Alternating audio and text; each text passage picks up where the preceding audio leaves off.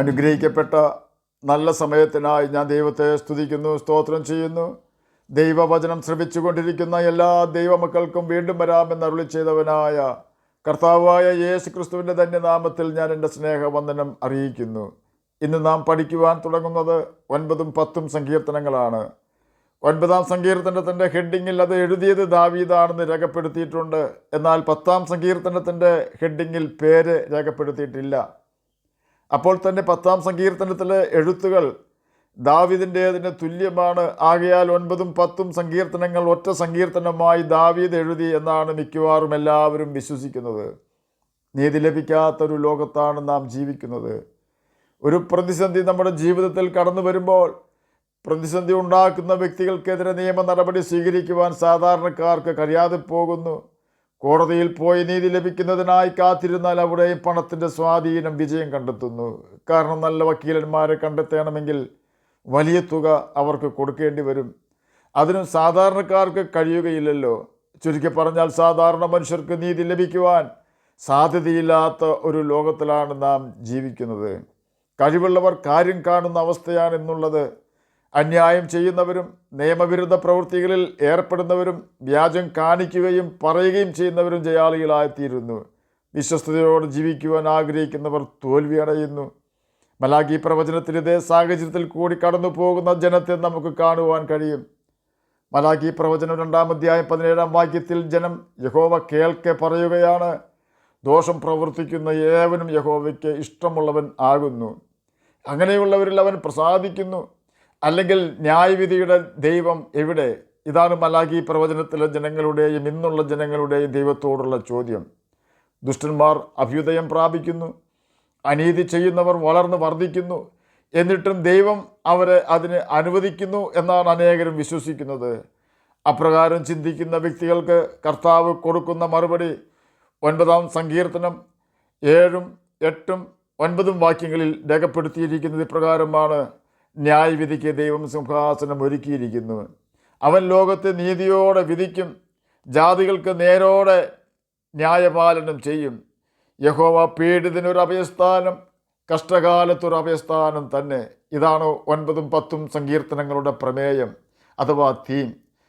സെപ്റ്റ്വജിൻ്റ് അഥവാ Greek translation of the old ടെസ്റ്റ്മെൻറ്റിൽ 9ഉം 10ഉം സങ്കീർത്തനങ്ങൾ ഒറ്റ സങ്കീർത്തനമായാണ് എഴുതിയിരിക്കുന്നത്. 9-ാം സങ്കീർത്തനം 4-ാം വാക്യത്തിൽ നീ എൻ്റെ കാര്യവും വ്യവഹാരവും നടത്തിയിരിക്കുന്നു, നീ നീതിയോടെ വിധിച്ചുകൊണ്ട് സിംഹാസനത്തിലിരിക്കുന്നു എന്ന് രേഖപ്പെടുത്തിയിരിക്കുന്നു. ഈ വാക്യത്തിൽ കൂടി നമുക്ക് മനസ്സിലാക്കുവാൻ സാധിക്കുന്നത് അന്ത്യ ന്യായവിധി വരുന്നതുവരെ ദൈവം പാപം ചെയ്യുന്ന വ്യക്തികളെ സ്വതന്ത്രരായി വിടുകയില്ല എന്നും, ഈ കാലഘട്ടത്തിൽ തന്നെ ഓരോ വ്യക്തികൾക്കും അവരവരുടെ പാപങ്ങൾക്കനുസരിച്ച് ശിക്ഷ കൊടുക്കുമെന്നും, എന്നാൽ അത് ദൈവത്തിൻ്റെ ദീർഘക്ഷമ മൂലം അല്പം താമസിക്കുമെന്നുമാകുന്നു. എന്നാൽ ഓരോരുത്തരുടെ തെറ്റുകൾക്കും പാപപ്രവൃത്തികൾക്കും ഈ ഭൂമിയിൽ വെച്ച് തന്നെ ദൈവം ശിക്ഷ കൊടുക്കുമെങ്കിലും ആ ശിക്ഷ അന്ത്യന്യായവിധിയിൽ നിന്നും ഒരു പാപിക്ക് രക്ഷ നേടുവാനുതകുന്ന താൽക്കാലിക ശിക്ഷയല്ല. കാരണം ഇപ്പോൾ പാപം ചെയ്യുന്ന വ്യക്തികൾ ദൈവത്താൽ ശിക്ഷിക്കപ്പെട്ടതിന് ശേഷം വീണ്ടും പാപം ചെയ്യുകയും മാനസാന്തരപ്പെട്ട് സ്നാനം മുങ്ങി ഒരു വിശുദ്ധ ജീവിതം നയിക്കാതെ ആ വ്യക്തി മരിക്കുകയും ചെയ്താൽ നിശ്ചയമായും ആ വ്യക്തിക്ക് അന്ത്യന്യായവിധിയിൽ ഗന്ധകം കത്തുന്ന തീ പൊയ്കയിൽ വീഴേണ്ടി വരും. കാരണം പാപം ചെയ്യുന്ന വ്യക്തി പിശാചിൻ്റെ മകനാണെന്ന് ബൈബിൾ നമ്മെ പഠിപ്പിക്കുന്നു. 1 യോഹന്നാൻ 3-ാം അധ്യായം 8-ാം വാക്യത്തിൽ ഇത് രേഖപ്പെടുത്തിയിട്ടുണ്ട്. ദൈവം വ്യക്തികളെയും രാജ്യങ്ങളെയും ന്യായം വിധിച്ച ചരിത്രം ഇന്നും നമ്മുടെ കൺമുൻപിൽ കിടക്കുന്നുണ്ട്. അതിൽ ചിലത് സൊദോം ഗൊമോറയും ബാബേൽ സാമ്രാജ്യവുമാണ് എന്ന് നാം ഓർക്കണം. ഈ 2 രാഷ്ട്രങ്ങളും അഹങ്കാരികൾക്കൊരു അടയാളമായി ഇന്നും അവശേഷിച്ചിരിക്കുന്നു. ആർക്കും ഈ 2 രാഷ്ട്രങ്ങളും പണിയുവാൻ ഇന്ന് വരെ കഴിഞ്ഞിട്ടില്ല. കാരണം കർത്താവ് തൻ്റെ പ്രവാചകന്മാരിൽ കൂടി പ്രഖ്യാപിച്ചു, ഒരു നാളും ബാബേൽ പണിയപ്പെടുകയില്ല എന്ന്. ദൈവം ഒരു വാക്ക് പറഞ്ഞാൽ അതിൽ നിന്നും അവനെ പിന്തിരിപ്പിക്കുവാൻ കണ്ണുനീരിനല്ലാതെ ആർക്കും കഴിയുകയില്ല. മനുഷ്യപുത്ര, യെരുശലേമിനെക്കുറിച്ച് നന്നായി ജാതികളുടെ വാതിലായിരുന്നവൾ തകർന്നുപോയി, അവൾ എങ്കിലേക്ക് തിരിഞ്ഞിരിക്കുന്നു, അവൾ ശൂന്യമായി തീർന്നിരിക്കുകയാൽ ഞാൻ നിറയും എന്ന് സോർ പറയുന്നത് കൊണ്ട് യഹോവയായ കർത്താവ് ഇപ്രകാരം അരുളി ചെയ്യുന്നു, സോരെ, ഞാൻ നിനക്ക് വിരോധമായിരിക്കുന്നു. സമുദ്രം തൻ്റെ തിരകളെ കയറി വരുമാറാക്കുന്നത് പോലെ ഞാൻ അനേകം ജാതികളെ നിൻ്റെ നേരെ പുറപ്പെട്ട് വരുമാറാക്കും. അവർ സോറിൻ്റെ മതിലുകളെ നശിപ്പിച്ച് അതിൻ്റെ ഗോപുരങ്ങളെ ഇടിച്ചു കളയും. ഞാൻ അതിൻ്റെ പൊടി അടിച്ചു വാരിക്കളഞ്ഞ് അതിനെ വെറും പാറയാക്കും. അത് സമുദ്രത്തിൻ്റെ നടുവിൽ വലവിരിക്കുന്നതിനുള്ള സ്ഥലമായി തീരും. ഞാനത് അരുളി ചെയ്തിരിക്കുന്നുവെന്ന് യഹോവയായ കർത്താവിൻ്റെ അരുളപ്പാട്. യെഹെസ്കേൽ പ്രവചനം 26-ാം അധ്യായം 2 മുതൽ 5 വരെയുള്ള വാക്യങ്ങളാണ് നാം കേട്ടുകൊണ്ടിരുന്നത്. ഞാൻ വടക്കുനിന്ന് രാജാതിരാജാവായ നെബൂഖദ്നേസർ എന്ന ബാബേൽ രാജാവിന് കുതിരകളോടും രഥങ്ങളോടും കുതിരച്ചേവകരോടും ജനസമൂഹത്തോടും വളരെ പടജനത്തോടും കൂടെ സോരിന് നേരെ വരുത്തും. അവർ നിന്റെ സമ്പത്ത് കവർന്ന് നിന്റെ ചരക്ക് കൊള്ളയിട്ട് നിന്റെ മതിലുകൾ ഇടിച്ച് നിന്റെ മനോഹര ഭവനങ്ങൾ നശിപ്പിക്കും. നിന്റെ കല്ലും മരവും മണ്ണും എല്ലാം അവർ വെള്ളത്തിൽ ഇട്ട് കളയും. നിന്റെ പാട്ടുകളുടെ ഘോഷം ഞാൻ ഇല്ലാതാക്കും. നിന്റെ വീണകളുടെ നാദം ഇനി കേൾക്കുകയുമില്ല. ഞാൻ നിന്നെ വെറും പാറയാക്കും. നീ വലവിരിപ്പാനുള്ള സ്ഥലമായി തീരും. നിന്നെ ഇനി പണിയുകയില്ല. യഹോവയായി ഞാൻ അത് കൽപ്പിച്ചിരിക്കുന്നു എന്ന് യഹോവയായ കർത്താവിൻ്റെ അരുളപ്പാട്. യെഹെസ്കേൽ പ്രവചനം 26-ാം അധ്യായം 7-ാം വാക്യവും 12-ാം വാക്യവും 13-ാം വാക്യവും 14-ാം വാക്യവും ആണ് നാം കേട്ടുകൊണ്ടിരുന്നത്. യെരുശലേം ശത്രുവിനാൽ പിടിക്കപ്പെട്ടതിലുള്ള അതിയായ സന്തോഷം സോറിനുണ്ടായിരുന്നു. കാരണം യെരുശലേം പിടിക്കപ്പെട്ടതിനാൽ സോർ ഇനി സമ്പൽ സമൃദ്ധമാകും എന്നാണ് സോർ വിചാരിച്ചത്. തൻ്റെ ജനത്തിൻ്റെ നാശത്തിൽ സന്തോഷിച്ച സോറിനുള്ള ശിക്ഷകളുടെ പ്രവചന ശബ്ദമാണ് നാം മുൻപ് കേട്ടത്. ഒരിക്കലും നിവൃത്തിയാകുവാനോ സോർ ശിക്ഷിക്കപ്പെടുവാനോ യാതൊരു സാധ്യതയുമില്ല എന്ന് തോന്നുന്ന ശിക്ഷയെക്കുറിച്ചുള്ള പ്രവചനം വളരെ നാളുകൾക്ക് മുമ്പേ പ്രവചിച്ചതാണ്. യെഹെസ്കേൽ പ്രവാചകനാണ് ഇത് പ്രവചിച്ചത്. സോർ എന്ന പട്ടണം ഫൊനീഷ്യക്കാരുടെ വളരെ പ്രധാനപ്പെട്ട ഒരു തുറമുഖ പട്ടണമായിരുന്നു. മാത്രമല്ല അത് കപ്പൽ നിർമ്മാണത്തിന് വളരെ കീർത്തി കേട്ടതുമായിരുന്നു. ബാബേൽ രാജാവായ നെബൂഖദ്നേസർ സോറിനെതിരെ തിരിയുകയും നീണ്ട 12 വർഷത്തെ ഉപരോധം ഏർപ്പെടുത്തുകയും ചെയ്തു. പട്ടണത്തിൻ്റെ വീഴ്ച അടുത്തപ്പോൾ അതിലെ നിവാസികൾ കടലിൽ അല്പം ദൂരെ മാറി കാണപ്പെട്ട ദ്വീപിലേക്ക് ഓടിപ്പോകുകയും പട്ടണം ബാബേൽ പട്ടാളക്കാർ നശിപ്പിക്കുകയും ചെയ്തു. തുടർന്നുള്ള 240 വർഷത്തോളം ഈ ദ്വീപിൽ തുറമുഖ പട്ടണമായ സോറിൽ നിന്നും ഓടിപ്പോയവർ താമസിച്ചു. അതിൻ്റെ പേരും സോർ എന്ന് തന്നെ അറിയപ്പെട്ടു.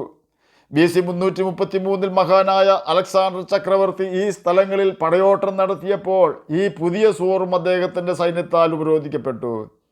ഈ ദ്വീപിൽ എത്തിച്ചേരുവാനായി അലക്സാണ്ടർ ഏകദേശം 650 അടി നീളവും 65 അടി വീതിയുമുള്ള ഒരു പാത ഉണ്ടാക്കുകയും ചെയ്തു. ഇതിനു വേണ്ടി അദ്ദേഹം ആ പഴയ നഗരത്തിൻ്റെ കല്ലുകളും അവശിഷ്ടങ്ങളും ഉപയോഗിച്ചു. അവയെ വെള്ളത്തിലിട്ട് പാത ശരിയാക്കി. ഇതിൻ്റെ നിർമ്മാണത്തിനായി പിന്നെയും സാമഗ്രികൾ ആവശ്യമായി വന്നപ്പോൾ നശിച്ചുപോയ ആ പട്ടണത്തിലെ പാറകളുടെ മുകളിലുണ്ടായിരുന്ന ചെളിയും പൊടിയും എല്ലാം ശേഖരിച്ച് കടലിലിട്ട് പാത ശരിയാക്കി. നാം കേട്ടതായ പ്രവചനവാക്യങ്ങൾ പോലെ സോർ പൂർണ്ണമായി കുഴിക്കപ്പെടുകയും കടലിലേക്ക് തള്ളപ്പെടുകയും ചെയ്തു. ഇന്നും പുരാവസ്തു ഗവേഷകർക്ക് ആ പഴയ നഗരം നിന്നിരുന്ന സ്ഥലം കണ്ടെത്താൻ കഴിഞ്ഞിട്ടില്ല. നിന്നെ അന്വേഷിച്ചാലും ഇനി ഒരിക്കലും നിന്നെ കണ്ടെത്തുകയില്ല എന്ന് യെഹെസ്കേൽ 26-ാം അധ്യായം 21-ാം വാക്യത്തിൽ രേഖപ്പെടുത്തിയിരിക്കുന്നു. ദൈവം തെറ്റുകൾക്ക് നിശ്ചയമായും ശിക്ഷ കൊടുക്കും. അല്പം താമസിക്കുന്നത് ദൈവത്തിൻ്റെ ദീർഘക്ഷമ ഒന്നുകൊണ്ട് മാത്രമാണ് എന്ന് നാം മനസ്സിലാക്കണം.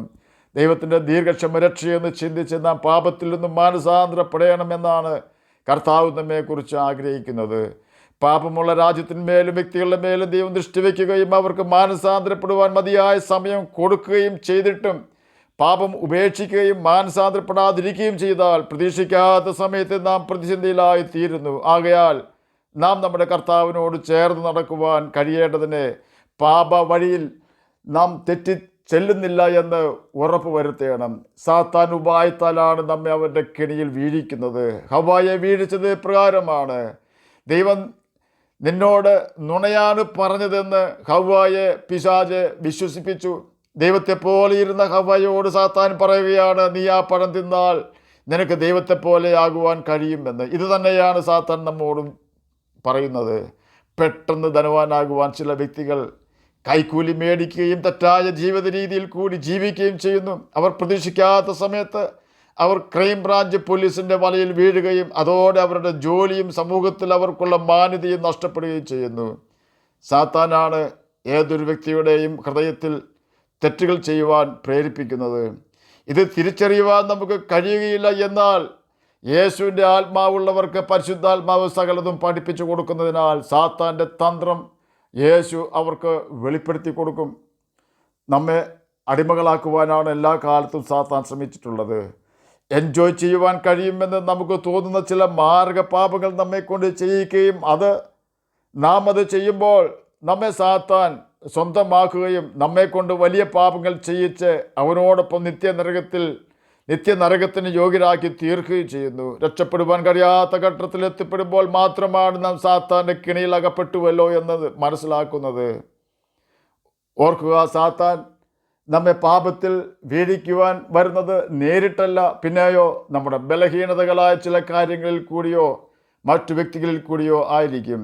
ഒരിക്കൽ സാത്താൻ്റെ കെണിയിൽ നാം പെട്ടുപോയാൽ ആ കെണിയിൽ നിന്നും രക്ഷപ്പെടുക എന്നത് എളുപ്പമല്ല. ആകയാൽ ദൈവത്തിലും അവൻ്റെ അമിത ബലത്തിലും നമുക്ക് ശക്തിപ്പെടാം. ഒരു ഭാഗ്യപരീക്ഷണം ഒരിക്കലും നടത്താതിരിക്കാം. 9-ാം സങ്കീർത്തനം 4-ാം വാക്യത്തിൽ രേഖപ്പെടുത്തിയിരിക്കുന്നത് പോലെ ദൈവം നമ്മുടെ കാര്യവും വ്യവഹാരവും നടത്തി തരുന്നവനാണ്. പാപം ചെയ്യുന്ന വ്യക്തികൾക്ക് ദൈവത്തിൻ്റെ ന്യായവിധി അവർ കാണാതെ വണ്ണം ഉയരമുള്ളതാണെങ്കിലും ദൈവത്തെ ഭയപ്പെടുന്നവർക്ക് ദൈവത്തിൻ്റെ കരുതലും കാവലും പരിപാലനവും ലഭിക്കുമെന്നതിന് സംശയമില്ല. അപ്രകാരം ദൈവത്തിൻ്റെ കരുതലും കാവലും തരുന്നതിനായി കൃപയുടെ സിംഹാസനം നമുക്ക് ലഭ്യമായിരിക്കുന്നത് പോലെ ന്യായവിധിയുടെ സിംഹാസനവും ദൈവം ഒരുക്കി വെച്ചിട്ടുണ്ടെന്ന അറിവോടെ നാം വിശുദ്ധിയോടെ ജീവിക്കണം. എന്നാൽ ദൈവം നമ്മെ നടത്തുന്ന വിധങ്ങളെ ഓർത്ത് ദൈവസന്നിധിയിൽ സന്തോഷിക്കുവാൻ നമുക്ക് കഴിയും. ആകയാൽ നമുക്ക് വേണ്ടി കരുതുന്ന നല്ല കർത്താവിൻ്റെ അനുസരണമുള്ള മക്കളായി അവൻ്റെ കൽപ്പനകൾ അനുസരിച്ച് നമുക്ക് വിശ്വസ്തയോടെ ജീവിക്കുകയും നിത്യജീവനാവകാശികളായി തീരുകയും ചെയ്യാം. അതിന് കർത്താവ് നമ്മെ സഹായിക്കട്ടെ എന്ന് പ്രാർത്ഥിച്ചുകൊണ്ട് ഞാൻ എൻ്റെ വാക്കുകളിൽ നിന്ന് വിരമിക്കുന്നു. നമുക്ക് പ്രാർത്ഥിക്കാം. ഞങ്ങളെ സ്നേഹിക്കുന്ന സ്വർഗീയ പിതാവേ, നല്ല വചനത്തിനായി അങ്ങയെ സ്തുതിക്കുന്നു, സ്തോത്രം ചെയ്യുന്നു. എന്നെ കേൾക്കുന്ന ഏതെങ്കിലും പ്രിയപ്പെട്ടവർ സമാധാനമില്ലാത്തവരായിരിക്കുന്നെങ്കിൽ അങ്ങ് അവർക്ക് സമാധാനം കൊടുക്കണമേ. അങ്ങയുടെ വചനം വായിക്കുവാനും ഗ്രഹിക്കുവാനും അങ്ങയുടെ കൽപ്പനകൾ അനുസരിച്ച് ജീവിക്കുവാനും അടിയനെ കേൾക്കുന്ന അങ്ങനെ കുഞ്ഞുങ്ങളെ സഹായിക്കണമേ. രോഗത്താൽ ഭാരപ്പെടുന്നവർക്ക് രോഗസൗഖ്യം കൊടുക്കണമേ. പഠിക്കുന്ന കുഞ്ഞുങ്ങൾക്ക് പഠിക്കുവാനുള്ള ബുദ്ധിയും ജ്ഞാനവും ഓർമ്മശക്തിയും കൊടുക്കണമേ. പ്രാർത്ഥന കേട്ടതിനായി സ്തോത്രം, യേശുവിൻ്റെ നാമത്തിൽ തന്നെ ആമേൻ. കർത്താവ് എല്ലാവരെയും അനുഗ്രഹിക്കട്ടെ.